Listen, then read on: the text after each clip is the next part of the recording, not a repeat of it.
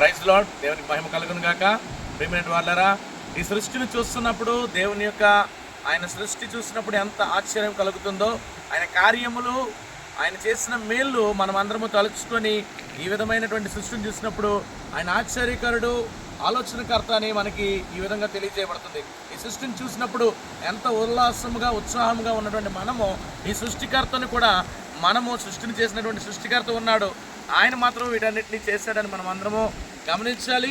మరి ముఖ్యంగా దేవుని యొక్క సృష్టిని, ఆ సృష్టి దేవుడు చేసిన పని చెప్తుంది. అదేవిధంగా 19వ కీర్తన రాసిన రీతిగా ఏదైతే దేవుడు సృష్టించాడో, ఆకాశమా ఆయన మాట వింటుంది, భూమి తన మాట చెవియొగ్గుతుంది, మానవులైనటువంటి వారు మాత్రమే దేవుని మాటను విడిచిపెట్టి వారి యొక్క జీవితం కోసం పరిగెడుచున్నారు. ప్రియమైన వారు, ఈ 2025 సంవత్సరంలో అయినా మనం దేవునికి కావలసినటువంటి వారిగా జీవిద్దాం. సృష్టిని చూడండి, దాన్ని ప్రేమిద్దాము, సృష్టికర్తని ఆరాధిద్దాము. సృష్టిని ఆరాధించడం కాదు, సృష్టిని ప్రేమిద్దాము, సృష్టికర్తని ఆరాధిద్దాము. దేవుడు ఈ మాటలు మన వినికిడిలో దీవించును గాక. ఆమేన్.